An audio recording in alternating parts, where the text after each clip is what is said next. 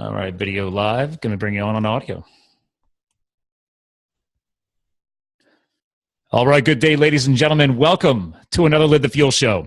So today we have another powerful connection that I've made through the virtual world of the online media space, the social media space, whatever you want to call it these days.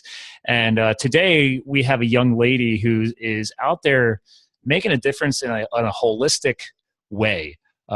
She's still kind of we're going to clarify today what her tagline is becoming, because she has been a sought after consultant. She's helping basically holistic business owners become more profitable and really increase their impact to the world. And the cool thing is she's actually going through a rebranding right now, which you guys know, as we're here to fuel your health, your business, your lifestyle. So we're going to be able to talk about some of that business piece of it today too, from a healthy perspective. So without further ado, Ali Walter of thealiwalter.com. Thank you. Thank you. Welcome to the show. I am so excited to be here, just rock and roll and talking about some awesome stuff for life and business. Well, I will say, since you and I connected on the social media space, I believe it was initially Facebook, it was funny because, to our listeners, I get a lot of friend requests. You get a lot of friend requests. I forget how many I even have nowadays. I know I'm like way over 4,000 or whatever. And I found it actually refreshing that Ali, you actually, I guess you could say, challenged me to connect properly, but she reached back out to me right away before even accepting it and saying hi and who we are and why we're connecting and stuff like that. And we had some common network circles. So I was happy to reply. And that only happens, I think, 1 to 3% of the time. I think people actually do that. People were just friending me left and right. And I'm like, I basically have started doing some of the same actions. And what made you actually do that? What is that something you've always been doing now, or? I haven't been consistent at it, let's say that. But as I've really stepped into just my surrounding and surrounding myself with the people that lift me up or empower me to continue being able to share, my gifts and inherently who I am, I've noticed how much more, I wouldn't say guarded I am, but very aware that when you do start to just kind of, be that free for all, right? Like, oh, this person looks cool, without actually engaging in a conversation, all of a sudden, like, people are commenting on things and your circle just doesn't become what you get to create it, to ultimately be. And I'm not online to just have 5,000 friends and look cool. I'm online to engage in unique and very real connections with people. So if people friend request me and they don't send me a message and I send them a message and I don't get a reply, I'm like, bye, Felicia. I just delete it. Yep. No, actually, I had some guy recently friend me, and I've been so busy. I quickly looked at it this morning, actually. I'm like, and it was a big muscle-bound dude. And I don't know if he's a spammer yet or not, because I haven't had time to even look at him. But usually I will profile them. I will click on their profile and just look at how we're interconnected. Do we have mutual friends? Stuff like that. When it could have been just faster for me just to send a message back to him like you do and say, hey, who are you? Why are we connecting? In a nice way. But I already probably am going to delete him, because without even reaching out to him, I'd say 50% of his posts in the first 10 pieces were of a negative connotation. And right off the bat, I'm like, that's not the kind of energy that I want to welcome into my circle or my circles of influence, because once he's in my circle, now he has access to the rest of my circle. And do I really want to be sharing and passing along people of a negative mindset? So that's a great point. Yeah. When somebody else sees a connection, oh, you have this mutual friend, and it's like just not somebody you want to be associated with. Yeah, that's a great point. Yeah. We get to, at all points, we are never the victims of, like, even I've always preached this, just even, this is a sensitive subject, but around family and friends, but we get to truly honor our energy. We get to truly honor what we allow in our space, even if it is family. And it's like, you got to do certain things, or sometimes people say you got to do, or do you want to? That's a whole other rabbit hole. But anyways, getting to the point. I truly believe that we get to honor our energy and choose at every single moment who we are allowing into our space. And online is very much the same case. I've had a lot of business owners who, they feel that's part of their issue of, speaking of branding or marketing, they feel like they can't truly speak to what they want to speak about, or, you know, not friend certain people or block certain people or whatever for fear of what other people will think, or they'll be kind of, you know, shunned down. Like the day I opened up to my email list and started dropping the F-bomb was one of the best days of my business. And after that, my income just started even accelerating from that point, because when we get to truly honor our energy and embrace who we are, we really do not only become more wholesome, I think, from the inside, but externally we become that much more of a magnet to attract really awesome people. You know, thank you for saying that, because that's something that I've talked a lot about on this show, and I know you're new to it. So hopefully you become a loyal listener one day if you got me on the podcast fan. But I really promote transparency and realism from this, because that's what I'm trying to do with this podcast. Like, this is not a monetized platform. I launched it back in September. I think we're around 25,000 downloads. I'm obviously pushing to grow this exponentially because I want to be able to impact my Gen X generation and obviously the millennial generation and beyond. I'm not technically targeting the older generation because they supposedly know everything already, which they don't. And so if anybody listening or older than me, then oh well, too bad, too sad. I'm just saying how it is. The point is that you're being transparent. Exactly. And I don't edit. And I will say the most, like as far as the shows go, we'll add in an intro and an outro at the end to make it nice and branding, but I don't edit shit in here. So like, yeah, people are like, oh, does that mean you're going to be swearing all the time? I'm like, no, it just means that if the passion reaches that level and that's what you feel like saying, then say it. I apologize to my listeners if you might have your kids in the car, then maybe you start focusing on when you are listening to our content. And honestly, we're not dropping F-bombs left and right here, people. I'm just saying that sometimes I have guests on here and I want you guys as co-hosts of this show to be like I am, where it's like, listen, open up, be real, don't hold back. If at some point in the conversation on this episode, you get so fired up that something like that comes out, who cares? It's just who you are. People need to stop worrying about what everybody else thinks. Yes. And I'm so glad you said that, because when we first got on the phone, I was like, you could just tell when energy vibes, because remember how I was even kind of screening you with when you were like, you know, yeah, I was having fun with it. I was like, oh, she's screening me. All right, this is cool. Yeah. Usually I'm screening other people. Because like I honestly get a lot of interview requests, but number one, you got to look at what's the best use of my time, right? That's something that I'm very strong about. But even for the purposes of, like how I come across, right? Like, there are certain people that our energies just will not vibe, and it'll come across awkward and funky, and the interview just won't serve the public. But I also always want to make sure that what we talk about and how we engage truly is serving to the audience that you cater to, right? But I have also always said, and my food truckers, when I was working exclusively in that market, just would get a kick out of it. You know, I've got this picture, right? I could wear a suit and pearls all day long, but I'm the girl with a mud truck with big old tires on it, and I cuss like a sailor. So, you know, so it just happens, but that doesn't. You're a girl with a mud truck in Florida? Yes, I totally have a mud What part of Florida is that?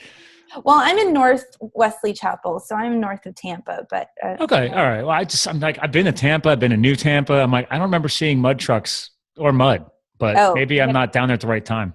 No, you gotta find it. But yeah, you get to embrace who you are, and then not only that just becomes that much more serving to the audience, but it also becomes that much more fueling to yourself, because you're really embracing and not shutting off a certain side of you. Like, one of my mentors even said at one point, she's like, if I get on an interview or they tell me from the very get-go I can't cuss, she's like, sorry, because I'm not going to, cut off a part of me. And I'm like, exactly. Yeah. Well, and it's funny because you were saying how when you get approached for interviews, and admittedly, when I stumbled across you is because I was following some type of thread on food trucks, and locally here, I don't know, because I'm here in Allentown, Pennsylvania, and there's a local food truck doing like some type of smoothie style market, but like juicing, stuff like that. So they're hardcore, like organic, healthy business model. And I started following them because of another podcast. And I started following them on Twitter and stuff just to see how they're growing their business. And then somehow, I think that's how I came across you, because of the food truck targeted market for, I think, some of your clients. And I reached out to you just because I thought that was really unique and cool. And being a business and marketing professional, I'm like, I'm always teaching people that even I've had to learn this over the years, that you have to niche yourself and figure out, it's okay to have more than one niche, but you have to be really focused on where you're taking your business and who you're trying to support. So you can't help everyone. You got to help a few targeted people. And that's what really attracted me at first. Cause I'm like, I've always wanted to learn more about the food truck market behind the scenes. And I don't personally have best friends or anything that have food trucks. So I was like, well, next best thing, let me reach out to her and say hi. And the best part was, I wasn't necessarily like asking to interview you, because as we talked about this show, people still like use the word interview. I'm like, this is not an interview. Like you and I are getting to know each other in a conversational format. So our listeners will enjoy that as well. And they feel like they're eavesdropping in and listening, because this is what it should be. I hate structured, templated freaking as soon as I hear a templated questionnaire type of podcast or interview, I change the channel. I'm done. I'm like, I do not want to listen to a robot asking a series of questions and who's not using active listening skills and hearing what you're saying. Because at some point, you'll probably say something today in a unique way.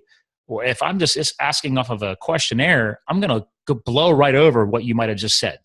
And that's not fair to you as a co-host. That's why I'm also making all of my guest co-hosts, because I want us to control the episode together and have fun together. And also it gives you a little authority building, because instead of you saying, oh, I got interviews, like, no, I got to co-host another podcast show. So that way you and I are sharing the responsibility of this audience and who's listening out there. Well, and I think that is absolutely brilliant. So yes, amen to you, because I absolutely love that. And the collaboration and the contribution that we get to serve together, and that is that much more powerful. And it, it even brings up the concept of sales for me, because in the past, I've had, oh my gosh, more than a decade of just different types of sales training and coaching sales for a very long time. And I even remember in my beginning phases just being so stuck to the template, and then getting all mucked up because, things didn't go according to the template scheme, versus just really, even in a sales conversation, you get to have a framework. That's where so many people go wrong, of like, have the framework, but just understand what you're really there to do. And it's to serve. It's to serve and figure out what the problem is, how potentially you can solve the problem. And if you can't, then you get to, be open and honest about that. But it really is, like you get to navigate the conversation in a collaborative way according to what shows up in that moment, versus just being another robot trying to get the sale, because we all know how that ends. So, well, and we could tie that back to one of the key words I used in your intro that you were kind enough to share to me, was that I like that word holistic, because most people approach things holistically when we're talking about the health and wellness sector or something along those lines. When people hear the word holistic, initially for me, because I'm a health and wellness nut and fitness nut, it's part of the domains we talk about on this show, because I think that's one of the biggest areas that people have the opportunity to improve on. Again, they think on that side. But what made you choose that as one of your key words? Like, why go the holistic route? And I'm already starting to hear some of that now, but for our listeners to really understand who the heck Ali is, like, what took you towards the holistic angle for what you do? Well, when I was 21, I took over a failing asphalt company. Like I was in college. I was getting my degree in advertising. I had no idea what I really wanted to do with my life, but I also had never run a business before. None of us do in our early 20s. We think we do, but we really don't. Yeah. But it wasn't one of those things like, I know everything, I'm going to take over this business. It was totally by accident of like thinking, I might be able to help you. It was the guy that I was dating. So that part of, anyways, it's okay. That happens to a lot of people too. You're not telling me anything new that I haven't heard. Yeah. Okay, good. But within, they had never grossed more than 60,000 a year in 3 generations. Whoa. 3 generations? Yeah. They do not understand business. They're probably amazing asphalt professionals. Exactly. Yeah. They have the art and the technique, but not the business skills. Just like the E-Myth, right? The true E-Myth Revisited? Yes, not, the business owner. Well, I didn't know. I just was like, I can help with your marketing. In 5 years, multi-million-dollar company after I took it over. 5 years? 5 years. Yep. Yeah. Solid turnaround. Yeah. And that was the height of, I took it over in 2007. So that was the height of the recession.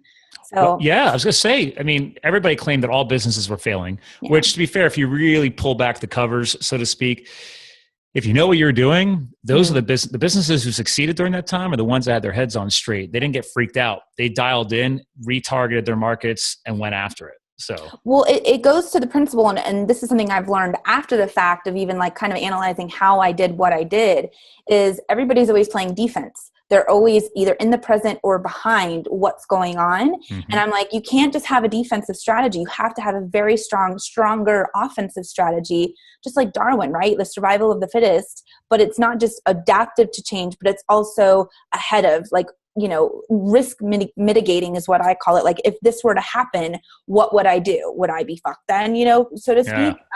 So, and I'm getting little vibrations. But yeah, I mean, as I look back, what I was able to do with that is what has been the catalyst for me entering into consulting, because I realized that so many people are so brilliant at what they do, and they have such a strong desire to provide better for themselves, for their families, for future generations, but not very few people truly are really good business owners, at least in, you know, in the first, I would say, decade of owning a business.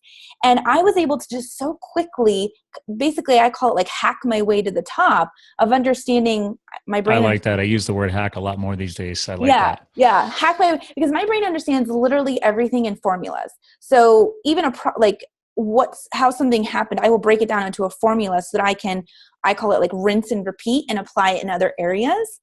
And so that's what drew me into consulting, because I was like, I can help these people, you know, like succeed without sacrificing their lives, their families, just everything, you know, about the process of living. And I'm getting to the point eventually here, the holistic.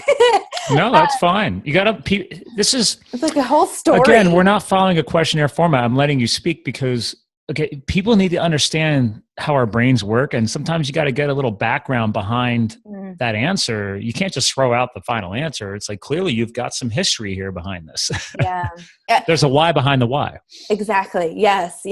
And even as I looked at, okay, the last 2 years, so I entered the consulting community, or the consulting business, and it was like, yes, who do I want to focus on? What can I, what market can I more specifically serve? Because I mean, even over the past 10 years, I've worked in everything from real estate to, I mean, obviously asphalt to, oh my gosh, now I'm trying to think, to the restaurant industry. I'm trying to think of multiple others. You get the gist, right? So as I was asking myself that question, it was like, well, who do I feel most strongly to serve? And when I was thinking about the food industry, they were the ones that really do sacrifice so much and kill themselves. Like, I mean, when I think about my chefs, they're the ones that are just the most overweight and really, really struggling to have the businesses that they desire, make the money that they desire, while also having a life that they desire, which I believe very strongly in both. And it's an extremely high risk, low margin industry. And I've always been the girl, the bigger the challenge, the more I want in it. Like, I want to fix it. I want to freaking, right? Like, yeah, that's that. You see, and that's a type A personality. And I do believe that some people think that they're not type A. Admittedly, I always thought I was a type B kid when I was a kid, but then I became more type A, and people who know me now can never picture me a type B. But that's, you just happen to be, you just started finding your path. You started finding the things that drive you. And if you start feeling your energy drive yourself towards those areas, like, let it go, man, let it happen. And it sounds like that's exactly what you started experiencing. Yeah, totally. And as I entered into that market, I mean, it's been phenomenal. And it's not that I'm not serving the food industry any longer, but what I have done is transitioned to supporting businesses exclusively who have some type of a holistic or a sustainable component to their business. Because, like, for example, last year, one of my clients, it all kind of happened around the same time. Like, my health was significantly deteriorating. I was having a lot of issues that, like, regular doctors couldn't quite figure out and all that kind of stuff. You started falling outside the confines of the MD world. Yes. And then, just, wanting to stack on different medications and blah, blah, blah. And it's just like, I knew this wasn't working. And all that was happening in the background. And one of my clients came to me and said, Allie, we're going to have to take this particular type of chicken off the menu because it was a humanely certified type of chicken where, you know, it's organic, right? It's the process, even how the meat is handled throughout its life and all that is very humanely done. And so, and this particular client was just so, how should I say, they were extremely, I don't know, obsessed isn't the right word. Maybe you can come up with a better word, but what's the word? I can't think of the word. Keep going. I'm good with words. Okay, all right. But they were just, it was extremely important to them about quality of meat and the sourcing of the product, not just because of for the end product, but because of then what that, you know, what we're putting into our bodies, right? Sure. And even how the animal is treated. So it sounds like their personal passions were driving some of their, you know, professional obsessions is what I'm hearing. Like moral obligation. Yes. Like the integrity, right? Yeah. And so as he's looking at growing his business and they're scaling to multiple locations, and he's like, I physically cannot afford to keep this product on our menu anymore. You're not charging enough. But it wasn't that. Like, they are already at the premium level within that market. And that was the balance of, like, how do we scale and continue? It's like, right, that. And so as we were looking at it, we're like, that is one thing that, we can't charge anymore. Like, we went through the whole thing about it. And obviously it sounds like you guys probably went and looked at, how are you sourcing it? Can we find a better provider, better source? I get it. Okay. Yeah. And so it just didn't fit their business model, like what their goals were for the business. And sounds like a hard decision because I'm a huge health nut. Yes. But admittedly, that is one of the biggest things that I have found for all even mainstream restaurants is that occasionally you find wild caught this and wild caught that, or maybe it's grass fed, but it's usually few and far between on the menus because sourcing is an issue, costing is an issue, availability. And then can you actually guarantee that people are actually going to buy it? And then how much waste do you have? Are you throwing it away? So sometimes you do have to listen to your market, which is painful. It sounds like for this person. Yes. And that was because it was around the same time I lost a family member and was starting to think about the whole thing of legacy. So if you think about literally last year, like they say some of those, there's another word. Apparently words are a challenge today. Bleh. It's a Monday. For our listeners, guys, it's not her fault. It's one of those weird things. It is a Monday. I was burned out when I woke up this morning. I had such a crazy full weekend and week before. I'm with you. It's all right. Yeah. Okay, cool. All right. So if I'm ever speaking Russian or alien or whatever, just say Ali pause. Cool. A little variety, a little sauce. Totally. So if you think about this, they say like some of the biggest times when we change our lives is around death, divorce, divorce. See, now you're getting into the psychology that I studied. So yes. Some of the most stressful periods of your life are usually centered around massive change and shift. And most of those are tied to moving and relocation. You know, when people really move their home, their family, et cetera, marriage or major relationship changes, either going into a new relationship or obviously breakups, divorces, and then obviously there's death. So those are like the top three that usually are affecting a lot of stress and usually end up triggering a lot of lifestyle change. Yes. So. And the big health piece, and I can't remember what that piece was, but it's like you really start to question or wonder, like, am I ever going to be able to be this way again? Right. That was some of the questions I was thinking. And it just, all of a sudden, it was like a freaking cosmic wave all at the same time from everything that I've been experiencing. And even that particular conversation, I remembered I was like, oh my God, we have to get to the root of the problem. Bless you. Thank you. A double, a triple? No? Okay. No. That's very rare for me. So yeah. Oh, see, that's why we don't edit, man. I had a tickle and I needed to sneeze. Yeah, totally. But I remember that we needed to get to the root. I mean, that was what was it. It was like, if I can support these businesses who are the ones who are providing the goods and services like the humanely certified meats, like the organic, hydroponic, aquaponic produce, like the, holistic wellness practitioners, not the ones who are just trying to feed your body with pharmaceuticals. If I can support those businesses in strengthening and growing themselves more profitably to where they can also do so without sacrificing themselves, and they can actually scale their businesses. If we can get to the root, like I see it like a tree, literally, if I can get closer to that source, then those types of products and services become our new normal. Mm-hmm. they become our new status quo, and no longer just for the privilege, no longer like, oh, like I hope it's on the menu, and I hope it's not 3 times the cost of what everything else is. It's what I do a week in and week out on my travels. I'm constantly coming across that. Right. Because when you get down to all of it, it's like the concept of why are these things happening to our bodies? Why are we so struggling to maintain energy levels and not live off of caffeine and, carbs and things like that? And it's our food. Like, our food's the most important thing in our body and our wellness. And so like last year, when I turned completely holistic with my my medical practices, both for myself and my animals, my 19-year-old horse looks 5 years old again. People are like, how old is she? Like, all of my problems that my orthopedic surgeon, my doctors were like, yeah, you're going to have to have surgery, you're going to have to do this, cleared up within a matter of months because of the food that I was putting in my body and how I was taking care of myself holistically. So, and let's be fair to our listeners, guys. This is not a medical podcast. To be fair, medical profession isn't even that accurate these days. I'm not going to get on that, as you're kind of hinting at. But in the end, everything we're discussing here is just, it is our opinions. It is our experiences because we've taken these steps. This does not mean that what Ali and I are discussing today, you go and immediately do it and expect guarantees. This is not a overnight transformation. And what Ali is talking about here is taking time, her own research, and her own patience.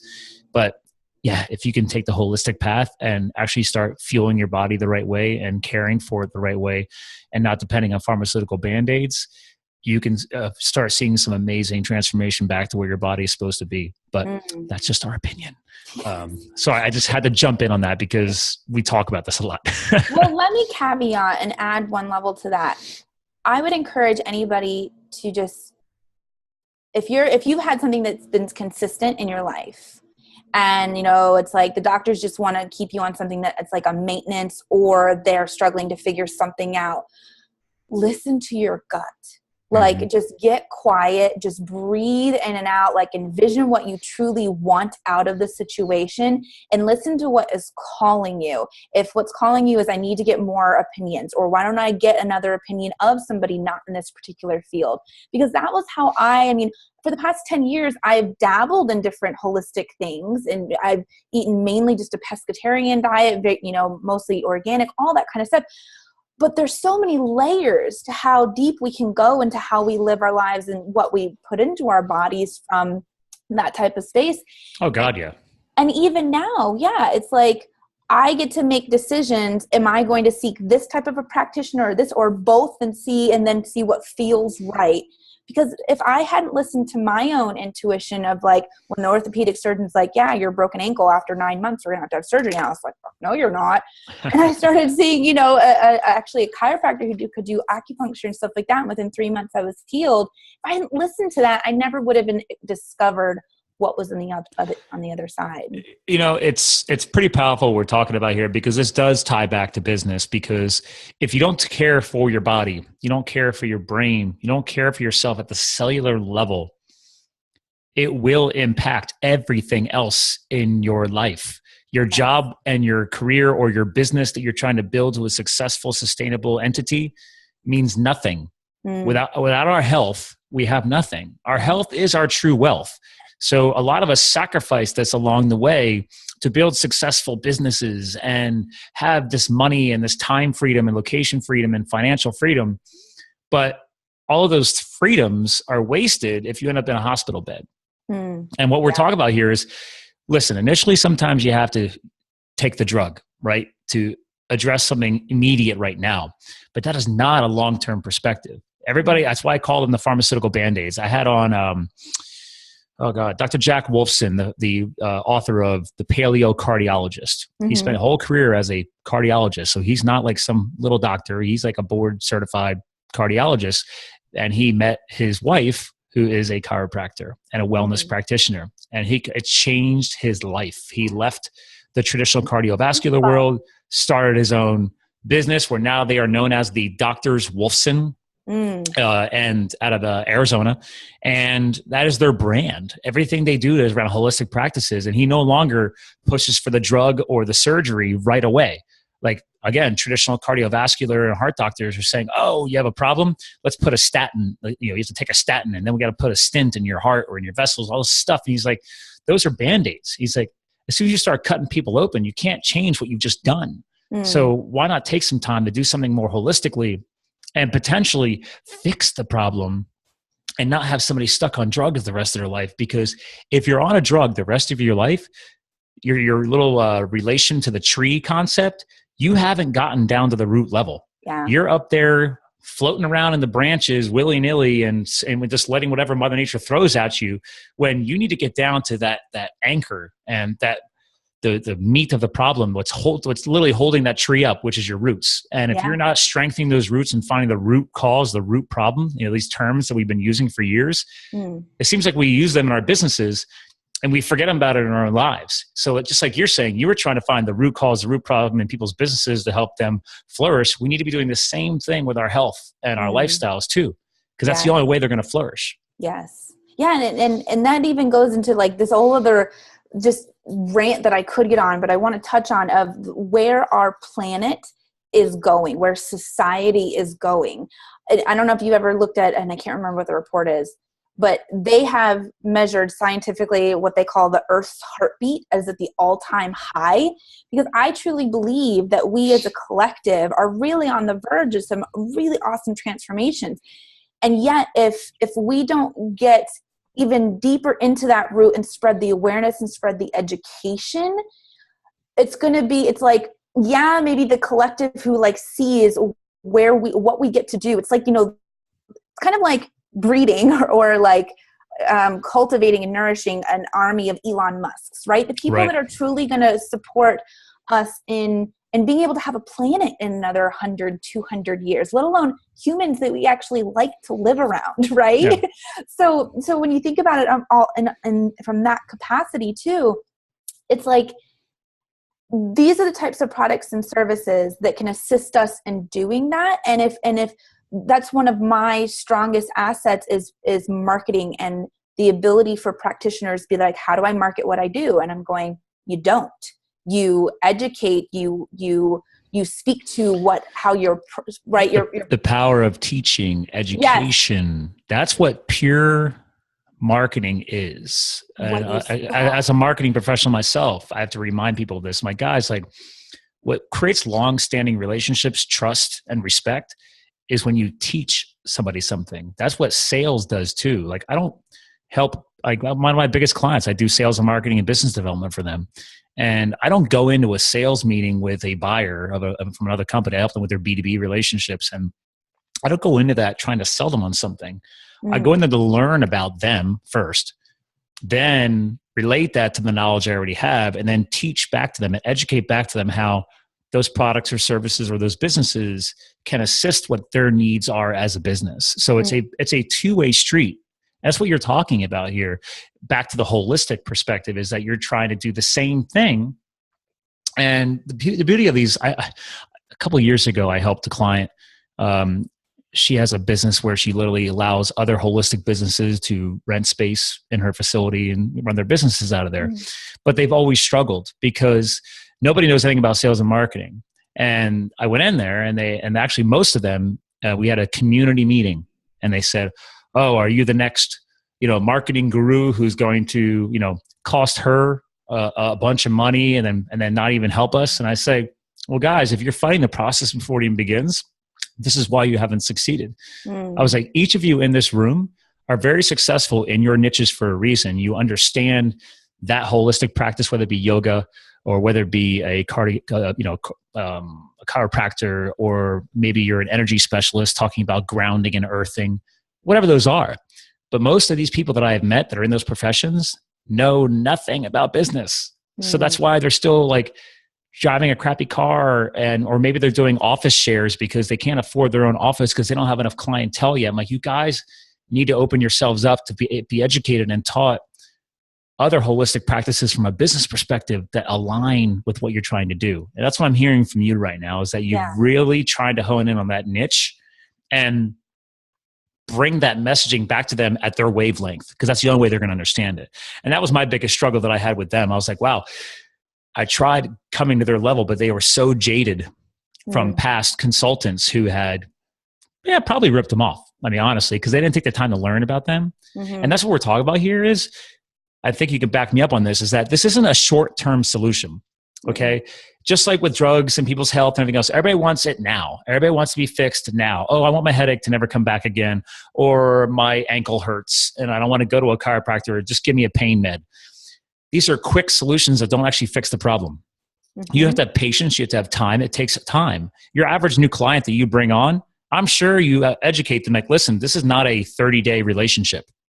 I mean, what is your average education on that when you're taking on new clients? My minimum's average 6 months. Okay. There you go. That's realistic. And a lot of people in the beginning, they're like, and again, and I love that you brought about the part about jaded, because I think my experience in the food industry was the best training for learning how to, what I call play in the sandbox with other people. Because it's not like just trying to force and like, push things down people's throat of like, no, I'm not this person who's going to rip you off, because to them, how they feel about maybe a past experience is truth to them. But instead, when you show up in a different way, and yes, you are able to take and actively listen, or, to wherever they're at, but then frame it in a way of like, hey, well, why don't we consider, or I invite you to maybe look at it this way, right? Because that entire industry, oh my God, I used to get slammed on, like when I would be running trainings and do Facebook ads and stuff like that. Oh, you're just trying to, rip people off because the industry is taking off and blah, blah, blah, blah, blah. Because there are a lot of other consultants and coaches out there who it's like they see it as this way to get rich or whatever, making multiple $100s per hour, but they also maybe learned business in a box. Mm-hmm. And I don't believe in that. And that is the type of people that if you're engaging in a conversation, like I'm kind of going all over the place, but this all goes back to the point of like, if you're engaging in a conversation with somebody, and even for your own self, if it feels good, like they are really there for you and really engaging and meeting you where you're at, and then showing you the light and what's possible and how they can support you in getting there, that's somebody who's really going to support you in customizing like the process of designing a business and life that you want, versus like the 4C even salesy way, versus like, well, you should be doing your business this way, or you should be having these priorities. Mm-hmm. Just trying to shove people in a box, and it doesn't work like that. Well, it's funny because, and I don't know where this is going to happen yet, but I'll bring this up. It'll totally connect on this. I never expected them to become a client, but I coach at a CrossFit gym because CrossFit's fun for me, and I don't have to do it. I don't make money doing it. It's literally just part of my personal life balance. And if I wanted to stop tomorrow, I'll just stop tomorrow because I'm building a gym in my own garage. But the point is, I love going and coaching and developing people. I've always been in the fitness space as well, just because it's part of my life balance. But I wanted to help my CrossFit gym because they've never done any focus on marketing at all. Like there's never a game plan. And they did not want to pay my rates, what I charge my clients. And I said, well, then you are only going to get so much support. But if you want to at least start taking some action. So from January till March, we started doing stuff. Like they've never even used their blog besides posting workouts. I'm like, guys, no one's going to find your gym because of the workouts you're posting. You have to be getting SEO. You got to be getting content out there. And the blogging process, as you know, takes time. You can't just, I just passed, I published an article this month, next month, and the next month, so I'm good for the year. Like, no, you have to keep going. All right. And if you're not going to do it yourself, you got to pay somebody to outsource it. So long story short, I don't know what they're doing next. I said, listen, you know what? To throw you guys a solid because you're part of my community. I'm part of your community. I would never discount my rate, but I'm like, I'm not going to give you the full gamut that I give my other clients because you're not paying for it, but I'm going to help you guys and start showing what repetition should look like. And we finally have new content on their site. And I've been showing them how you can dabble around differently with Facebook Live videos and stuff like that and doing some of that for them. But I also said, well, that was at the end of March. And I went ahead and kept doing some content for them into April, but like, it's time to extend. So I messaged the other owner. I'm like, listen, I've over-delivered on what we decided to do at a lower rate. So this is why, though, I guess long story short, I don't know what they're going to do. And admittedly, I don't care because, and this is me being honest, I love them, But if they don't pull their heads out of their asses, and if they are listening to this, you guys know I'm talking to you because I care about you and I love you guys and want your businesses to succeed. This isn't about the money per se. This is about you guys taking your business seriously and not doing the same crap that you've been doing for a couple of years and expecting change. That's the definition of insanity. So this is to all the businesses out there, guys. Like, this is why you work with other people. This is why you outsource. You focus on what you're good at. You bring in other people who are good at other things, and you have them do that for you. I don't know how to better explain that. I don't know how you'd want to explain that better, but this is another reason why I don't target that space, because I'm not sure if I have the patience, but I was doing that because I care about them. But they're not my normal clientele. I like to work with people who know how to spend money to make money. So I don't know if you want to weigh in on that one or not, but. Well, I guess there's a caveat, I found the different layers, because what I'm hearing from you is that person was, I kind of like see it as like maybe like a pyramid or something. Maybe the people who are up here are the ones who really know how to spend money to make money, right? They really understand the value of mentorship, of investment, of hacking, right? Like, yeah, you could learn. Or if nothing else, like I've offered like team calls. I've only done one or two because they're not following through. Like, guys, let's just like you and I are having here. It's like I have all the technology. You guys don't even have to make time to have each of you get into a meeting. Like I have the virtual technology, so we can literally just find a time, because there's 3 owners. So that makes it hard. So I was like, fine, we'll just do virtual meetings and like, let's have conversation, game plans, strategization. Like it's not just me telling them what to do. Like you had hinted at earlier, it was creating teamwork, right? And start getting them to wrap their heads around this stuff. So you said this is your gym? Yeah. Well, I don't own it. No, I coach there. Well, right. Well, yeah. but you already had a relationship with them before you. Yeah, I was at their first gym, and then those owners split, and then they moved to this gym, and then I became a coach because I was a customer, and I just never really got involved. And then they said, listen, when the timing is right, and they were shifting owners again. And I said, okay, when the timing is right, I'll be here if you need me. But I was like, I'm not going to chase the business. And then they approached me saying, hey, we're ready to start talking about this and starting to figure it out. So, but like I said, I was like, all right, we'll talk. Because it sounds like there's a couple different factors. I'm going to give you a little of are you open to some diagnosing here? Oh, I can already tell you one of the problems. I already warned them. Like one of the concerns I have going into this relationship is that I'm already on the inside. Sometimes that's not a good thing. I'm already, this is my first rodeo. I figured that was probably one of your first pieces of feedback. I said, one of the risks is having somebody on the inside, but one of the advantages of that is I know everything that's going on. Yeah. So there's a pro and a con balance there. Yeah. So. Well, the bigger things that I was thinking about, because it goes back to like this triangle of like these different layers, because to me, it's never always been an entire market that is this way or that way or whatever. It's every market has a whole bunch of shit to it, but there's just different layers of where the mental blocks show up or even how they move through them. And every single one, every single market, every single type of business owner that I've ever worked with, all the layers are the same. And like from what you're describing, I think they have, and this is why everybody says, well, how do you help businesses, grow more profitably and seamlessly? And I'm like, I just do it. Like, I'm not even going to get into the conversation of how, because I do what I consider like the trifecta of money, mindset, and mechanics. Mechanics being operations, money being, marketing and all things revenue generating. And the reason why I say the trifecta, is because they all parts equal to the whole. Going back to even the holistic type of approach to any type of business too. That pun always intrigued me. But mindset is the foundation for everything. And to me, it sounds like they kind of need to have a mindset enema, if they're open to it over there. If they're ever going to really have results that they desire, or they just get to wallow in their shit, and maybe they'll figure it out one day or maybe they won't. But well, they're in a phase right now where there's been a lot of exciting new changes. There's 2 new owners, so there's been a membership growth, so it's been they're ahead of their quotas for the year, so they've done a great job as a business for the first quarter. And I said, well, just be really smart with that. Don't guarantee yourself on that income.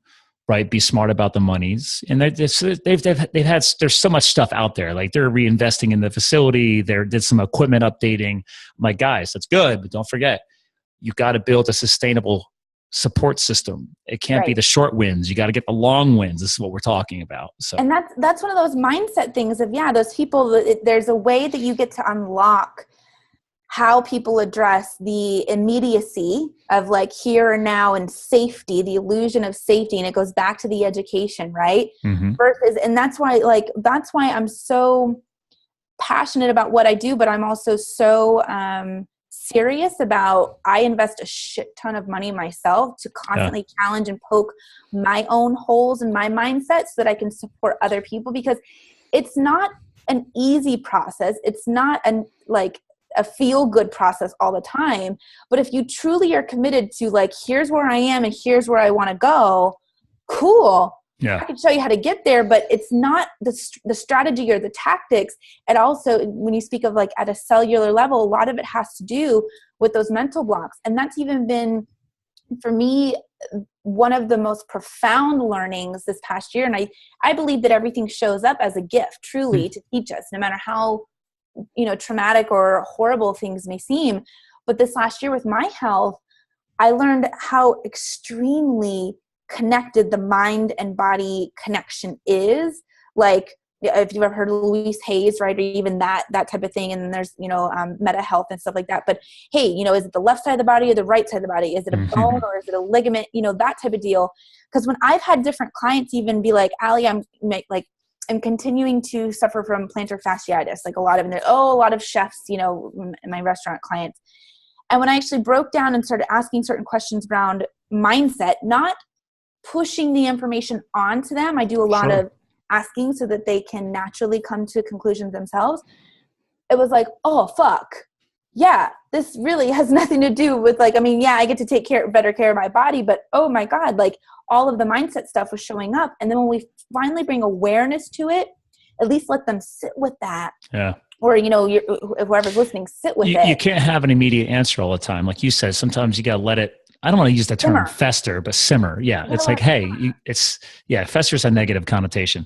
Simmer's nice because you got to let the aromas come out, the flavors come out, right? It takes time sometimes to let that really set in. Yeah. But I agree with you because in a lot of business steps, people want the answers right away. And it's like, guys, no. I was like, I told them that from the beginning too. I'm like, this is a long cycle. You're building a business to stand the test of time. You got to have long cycling, not just short cycling involved. Yeah. and there are some really, a lot of people, like when I first signed them on, they want that immediate hit. And there are some things that we can very quickly solve. I mean, the immediate stuff is easy. That's easy. Even anybody can do immediate stuff. Yeah. I'm like, even money, like if you need a short, influx of cash, if money even to invest with me is a stress, cool. I got you. That's like the name of my game. Yeah. That should not be a reason why not to invest in something like this, because the long-term vision, is so much more important, because I always tell my clients, like I have a year-long mastermind, and in the beginning, a couple of them are like, does it really need to be a year? And I'm like, you'll have 2 to 3 months. You'll be, escalating, things will be rocking out. And then all of a sudden you'll hit like this plateau and you'll be like, Allie, I don't really know what to talk about on this call. I don't really need you. Well, the plateau period is your implementation period. Well, but it's a lot of it's testing and trial stuff too, right? Well, they've already been doing that in some of the uphill climb. Okay. But that plateau period is where they really get to get comfy and really, yes, they get to fully integrate, but they also then get to see where other areas can then be ascended to the next level. And what a lot of people do is, like, if you only do short-term consulting, then when you hit like 2 to 3 months, when you hit that plateau, I see it as a massive disservice to people, because that allows them to even mentally buy into the fact that after that time, they're okay. But what happens is they get stuck in that comfort zone. It's like they put the seatbelt on and they're just like coasting. But that's not what they came to you to solve. And like you're even saying, the long-term plan of it, right? So it's a disservice. And I tell my clients, you're going to go through 2 or 3 of these plateaus throughout the year. But when you come out on the other side, you're going to see how incredibly transformed you are because you stuck with it. And I just had one client who her year contract was coming up, like the renewal. And she's like, I can't believe how different I even operate, like how I feel. She's like, I'm not stressed out anymore. The business is, like things show up. There you go. And I'm like, because you stuck with it and through the mindset, through all of that. So I could just go on. So and obviously we're recording this in preparation for your site relaunch. So, or the relaunch, but everything we're talking about here. So for our listeners, again, thealiwalter.com. And the reason why I'm bringing this up now is only because I know I'm coming up on another show in a couple of minutes. I want to make sure we remind our listeners why you and I are having this call today. Like, you guys, if you know somebody who's got a small business or they're looking for a more holistic perspective, go check her site out. I'm guessing this program that you're talking about will be clearly defined on the site. It's helping people explain why there's a mastermind, why it's a year long.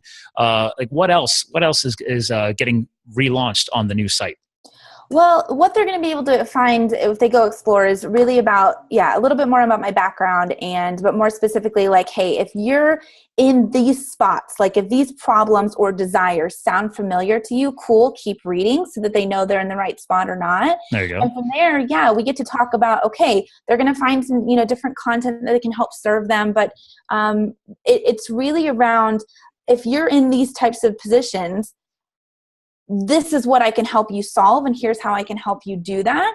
But like, even to apply for any of my programs, it's not like you can just like pay me or do anything like that. We really get to schedule you screen them and have a conversation, so that I can really understand, are you good for a quick like little influx of like a hustle plan, so to speak, of getting some cash in, or are you ready for a more of that legacy development and really committing to your long-term dream, not only business but to me, your life, because that's the most important part of it all. So no, I like that, because a lot of websites don't necessarily guide people.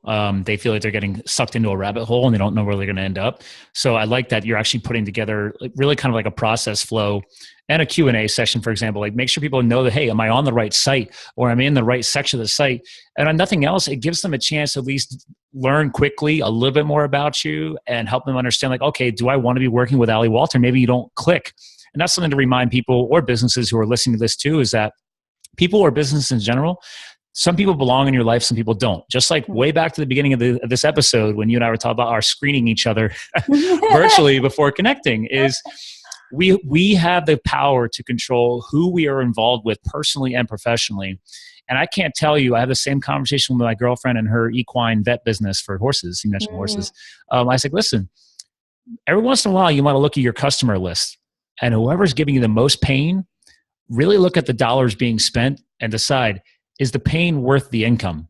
Yes. Because that's the first client right off the bat that I will purge, get rid of, and that'll allow me more freedom to acquire maybe a new and better client, or reinvest more time in a different one or two of my clients that are worth that time and energy, because they have the right mindset and they fit the whole circle of what we're doing together. And a lot of us, I challenge businesses out there to figure out who are the ones that are sucking the most life out of you. And is it actually rewarding? And maybe it's a time to cut it loose. I'm sure you could back that up too. So. Yes, 110%. Yes. Absolutely. Awesome. So, well, thank you for touching on that. I knew you'd be able to weigh in on that one. I know you and I are just really getting to know each other, but I'm like, you said it was a really good click there. And I'm like, yeah, she understands this. So yes, absolutely.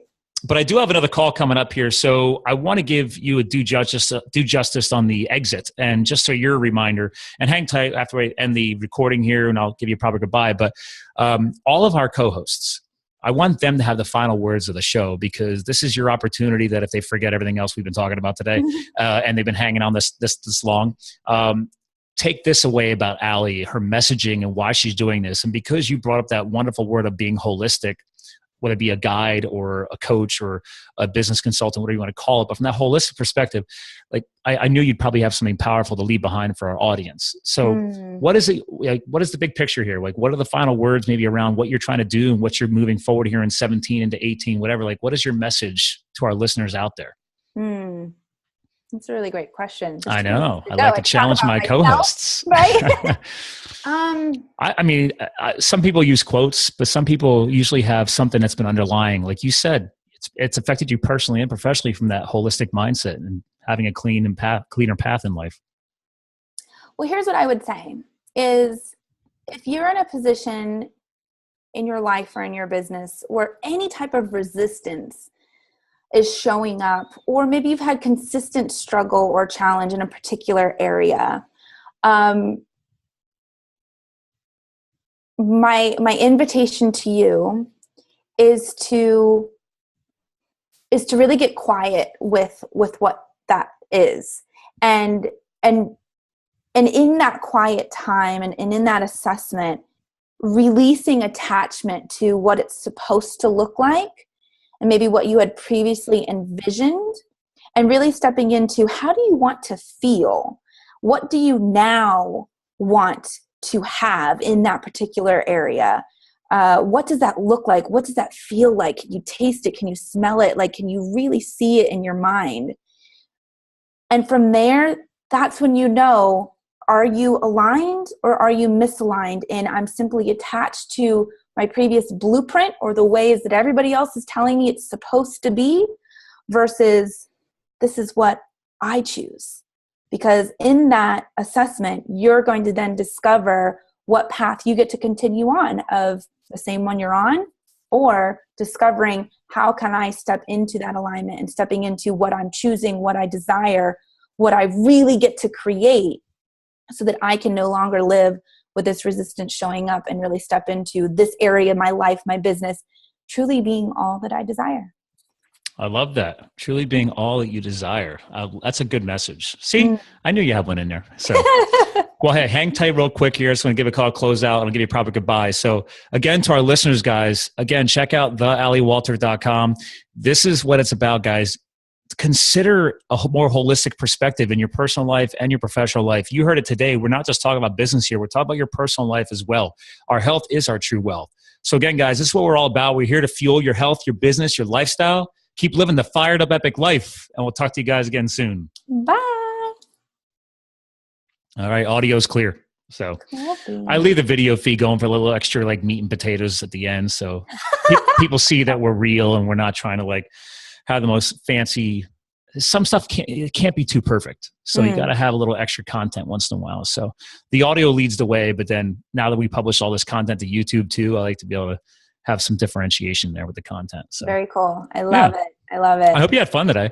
I did. I had fun. I honestly have no idea. It really is. I should stop doing these things on a Monday, because I do find, I did another one a couple weeks ago and I'm like, I don't really know what I said. Like, it doesn't matter, because the point is like, that's real, right? We all have challenging days. And I think that just helps people relate to you and to me as well. Like, believe me, if you were trying to talk to me on a Saturday this weekend, I was fried. I drove from Allentown, Pennsylvania, a rental car, to Rochester to New York for some business development. Then drove that from Rochester to Syracuse that afternoon. Then got on a plane in Syracuse with my client's client that I was traveling with. Dropped the rental car. That's why I took a rental car, because I was doing a one-way drop. Then flew him to Boston. And then we did sales travels in Manchester, New Hampshire in another rental car. Then back to Boston. We were there for 2 days. Then I dropped him at his hotel, flew back Thursday night to Philadelphia, and then took an Uber from Philadelphia to Allentown, which is an hour drive. Then I drove back on Friday. Let me get this right. Yeah, drove back on Friday night to go to a Metallica concert, which I haven't been to a Metallica concert since the 90s, but they're on their world tour right now. So that was awesome. Then came back. I'm very good at my circadian rhythm, health nut, sleeping. So that threw me off completely. And then Saturday morning, woke up at 6:30 in the morning to drive an hour and a half north to Scranton, Pennsylvania to attend you ever hear of Damon John from the Shark Tank? Yeah. So I attended one of his success formula training events on Saturday morning until 1 p.m., then drove home. And I was like, by Saturday night, I was like, I was fried. I don't think I would have even attempted that type of thing. I didn't really plan on it, but my client had a major issue and her sales team got a little messed up. And she's like, I need somebody I can trust with this travel. And she's like, you build a lot of business for me. And I'm like, all right, you're paying for it. But I was like, all right, I'll go fly to Boston. I don't go to Boston. We have a different person up there that I've been training and coaching for them. And somebody messed up the schedule and he needed to fly to Ohio to go train with another company for them. And they double booked him that week. And I was like, well, this will be fun. You jumped in. Yeah. Well, because even though they're a client, like I'm a team player. That's the point Yeah. here, right? Like, hey, sometimes, and that just justifies why they work with me. So yeah. Well, and when you said Metallica, I'm just like laughing hysterically. Like that in itself will just knock somebody out. it was, and we were on the floor. We were standing on the Philadelphia Eagles stadium. Like they had like a plexiglass, whatever, temporary floor over top of the grass field to protect the field. But we were literally standing right there. The mosh pit was like 50 feet in front of me and the stage. And I mean, it was crazy. So they packed the stadium. It was ridiculous. That was a whole different level of energy. And I don't really listen to their music as much anymore. So the funny was I still remember all the songs from the 90s. So we were rocking out. It was pretty fun. That's awesome. Well, you had a very, very fulfilling weekend, it sounds like, in multiple ways. So that's cool. It was awesome. So, well, thank you for having me. Yes, it's great having you as well. And then, so like I said, just get me the a rough idea on the release period, and I'll just move this episode out to meet that. And then we'll get it scheduled and everything else. You already sent me your photos for the blog content, so we'll get that worked on. And then obviously when I blast this will get blasted everywhere. So if you don't want to generate your own posts, you can reshare or repost depending on how you like to do your marketing. But once it releases, it'll go to Facebook and LinkedIn and Twitter and Instagram and all that. So okay, cool. Well, when is your tentative? Because my goal is to have it complete by this weekend. But when is your... Well, at the earliest, I will submit this audio to my engineer today. I could have it back as early as Monday. So I could literally, if we wanted to, we could literally air it on Monday. So if you think that you can get the site up for Monday's release, I can also bump it up earlier. So, because I already have this content ready. So let's show. I do Monday and Friday releases. So. Okay. All right. Which one's a better day? Is there a better day? Mondays are interesting. I get a good start to the week. I see more downloads on a Monday and into Tuesday. So we can shoot that for best case scenario, but if I got to move it back, I move it back. So. Then I'll let you know by when? When would be your last time for me to tell you? Just let me know. Hold on. So what is today? Today's Monday, the 15th. Oh, okay. I don't even know what day it is. See, there we go. I would say, well, actually, I could even release it by Friday. But if you're still working on it till the weekend, I would say best case scenario, we should really shoot for the 22nd. And if that's the case, just let me know by like literally Saturday or Sunday, or like Sunday, early days. Like Scott, we're still good to go. Because for now, what I'll do is I'll schedule it for 22nd. But if you think something goes wrong, definitely let me know. Because I'm interviewing some ex NFL professional athlete this week, so I can always move him around in there as well. Okay, cool. All right, awesome. Cool. I love this co-hosting collaboration. Fun, right? Yes, totally rad. It sets people at ease because I'm not interviewing you. We're almost interviewing each other. Yeah. So, yeah. Well, and I think that's why, like, because I normally it's like I have these kind of like Google, like the Gmail canned responses. I've been interviewed so many times. Yeah. So that's why it's like when I was going into my story, I'm like, this is way too long because it's not my canned response because it's not been practiced. It forced you to change it up a little. Yeah. So that's why I'm like, so my question to you is, should I ever be invited to another co-hosting conversation? I am constantly ascending myself, right? Sure. Is there any areas of improvement that you can suggest or invite me to? I'm pretty easy. Yeah, I don't really. The only person I've ever critiqued is actually my very first episode because he was one of my coaches and mentors and he never shared my content. And I'm like, dude, I moved you up to episode 001 out of respect because you helped me coach to get my podcast ready to launch. You were my paid business coach. And he had a bigger following than I did because he's got the Solopreneur Hour podcast. And Michael O'Neill, shout out to Michael, dude, you never shared my shit.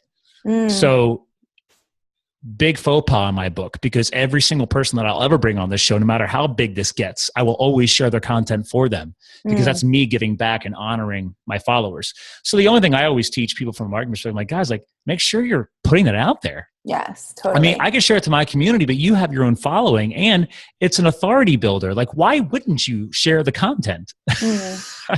Totally. So, I mean, to be fair, that's not really feedback on what you did today. That's just a tip is that, and also I would appreciate it because I'm trying to grow the audience, but at the same point, like it's a give and take relationship. This is free. A podcast platform is free. This is marketing now that you can use. And like, why wouldn't you share it? I don't understand that. So yeah, no, I'm feeling you on that. So yeah.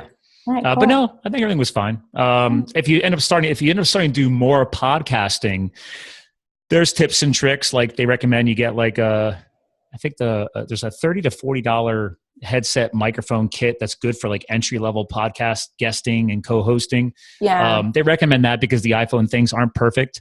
And I think like, for example, the famous John Lee Dumas of Entrepreneur on Fire, he requires that.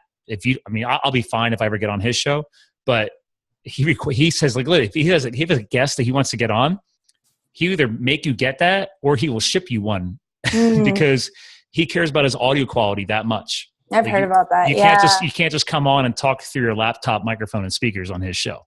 Yeah, so. I have heard that. Well, I'm going to write that down because I have a couple that I was looking at. So yeah, you could probably Google like recommended headset from John Lee Dumas or whatever. I think I forget what it was. I wrote it down in my tips. I just remember I forget what notepad I stuck it in, but I use Evernote, so I have a lot of notes. So if you ever use that app, you should totally use that. I love Evernote. Okay, I get a little too chaotic with Evernote sometimes. My squirrel brain. Well, the beauty of it is it's at least keyword recognizable, so it's not like it's hard to track stuff down. No, but you're talking about, type A, like I want it to look this way. yeah. But either way though. Pretty little folders. You're looking at the microphone? Yeah, it might have been I thought something was called blue. iPhone. Something blue. Oh no, don't get that blue mic. I don't like that. Was there one? It's because it's transformable. It's to 4 different options. Okay. I don't recommend that one. Okay. I just can't, like I said, try and Google the John Lee Dumas one.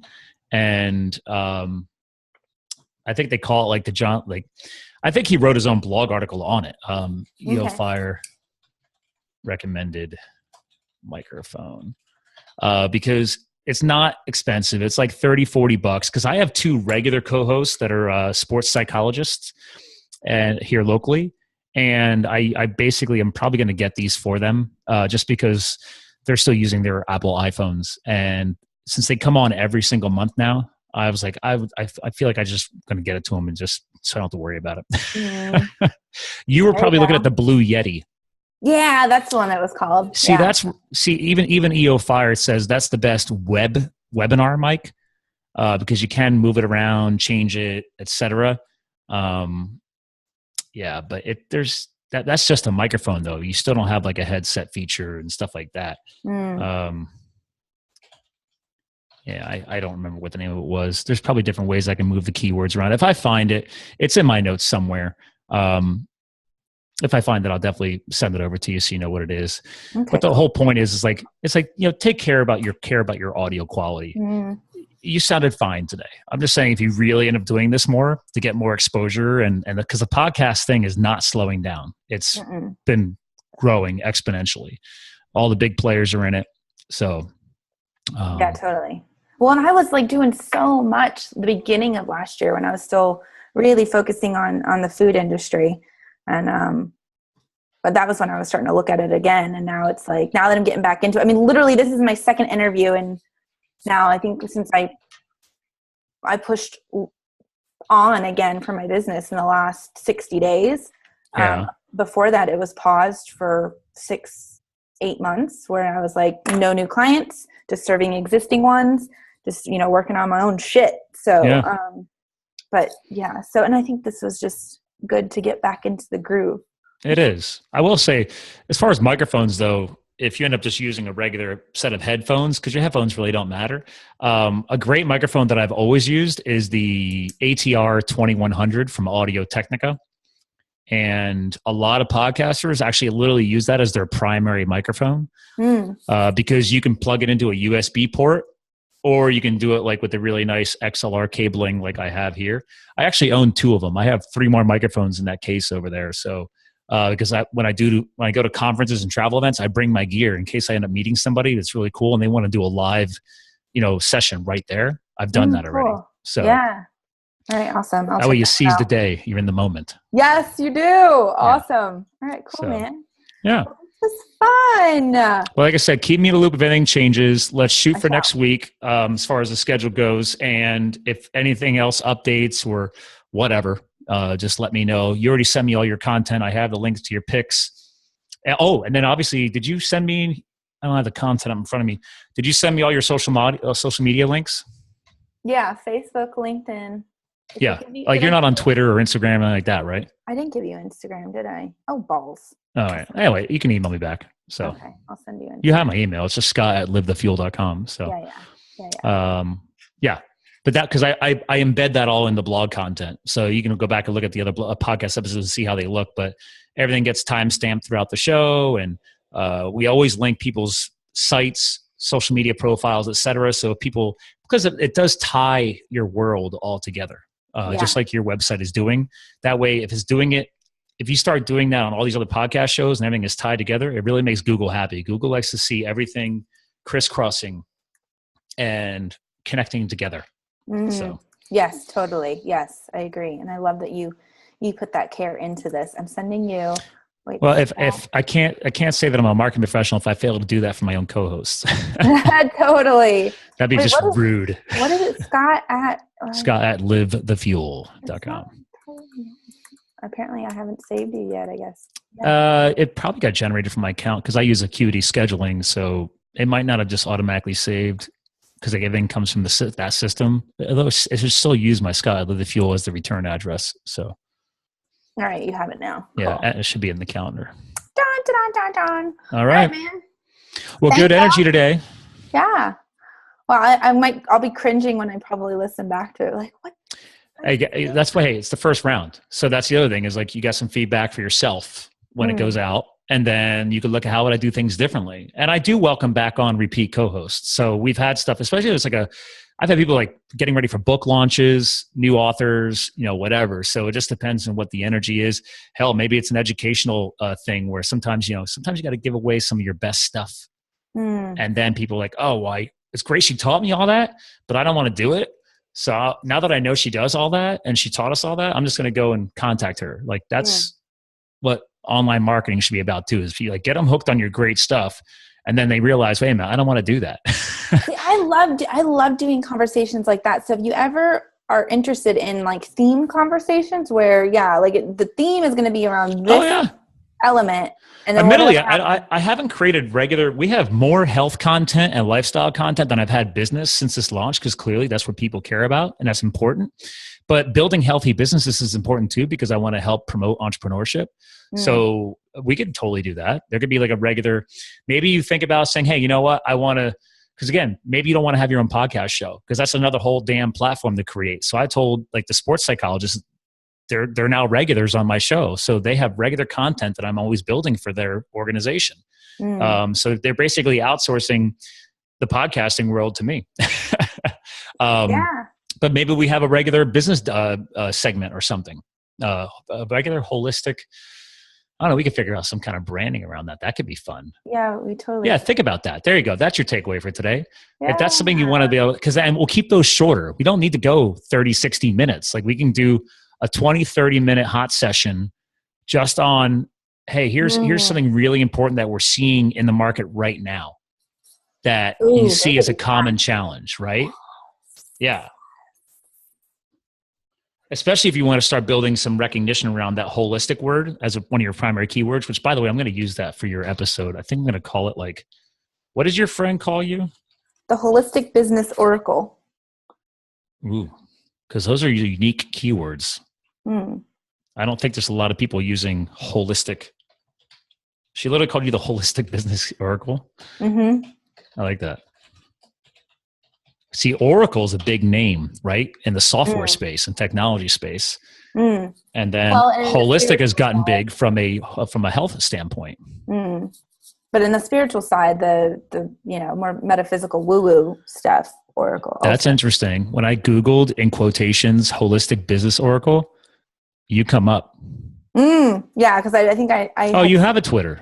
Well, I do, but I don't use it. I don't Well, use it. anyway, I tell Um, people own the real estate. When I launched Live the Fuel, I set up the profiles everywhere. I'm on Snapchat and don't use it, but I mm. exist. So I tell Yeah, people. yeah. I had set it up because my food truckers were on Twitter a lot, So but you have used those keywords before. I have, and I had it on my, like Instagram and Facebook. I was like, I'm going to go away from the title. I'm just going to, just say what I do. Yeah. But it was previously Holistic Business Oracle. So It's okay. Well, if you're okay with it, I'll use that as maybe the title for the episode. let's go for it. Let's just pop my little. And I'll do it with, let me add a card to Trello here. Do you use Trello, by the way? No, but I have heard of it. It is awesome. Like it. Yeah. I manage my whole system on here, including a couple of my clients. That's cool. And then if we're going to promote, actually, I'm going to call it the AllieWalter.com. So I'm thinking maybe your holistic business oracle with the AllieWalter.com. That could be fun. Yeah. All right. There we go. So that just came up with a name. Cool. It's just keywords, man. It's more taglines. It involves your new URL. It involves a couple of your keywords. So that'll work. Cool. Awesome sauce. All right. We'll think about the whole theme thing. So cool. Yes. Yeah. Get back to me. I'm all about brainstorming. We can ping each other, messaging, email, whatever. But if there's something really cool and powerful and I'm digging it, we'll totally do that. Like, hey man, welcome back, Allie. All right. Cool. All right. All right. Man. Well, you have a beautiful rest of your day. Keep resting and recalibrating. Oh no, I'm coaching CrossFit tonight. I need to get back in. I'm going to go in early and get some lifting in, and then I'll get back to the others. So awesome. All right. Well, thank you. It was such a pleasure to be on, and I'm going to go drink some more Ionix tea and just get my happy on. That's what I was drinking earlier, and I'm like, your Ionix Supreme. I had it this morning. So yeah, we never even said the word Isagenix. We didn't. So we came across very pure. So although it'll be on this now that we said it, because I haven't stopped the YouTube recording yet. So but that's fine. This is the extra meat and potatoes. But that's the point. It's like we don't need to bleed Isagenix. We have so many other things we have going on. It's just an important part of our life. So yes. All awesome, right. man. All right. All right. Well, peace out. All right. Bye, Scott. Take it easy.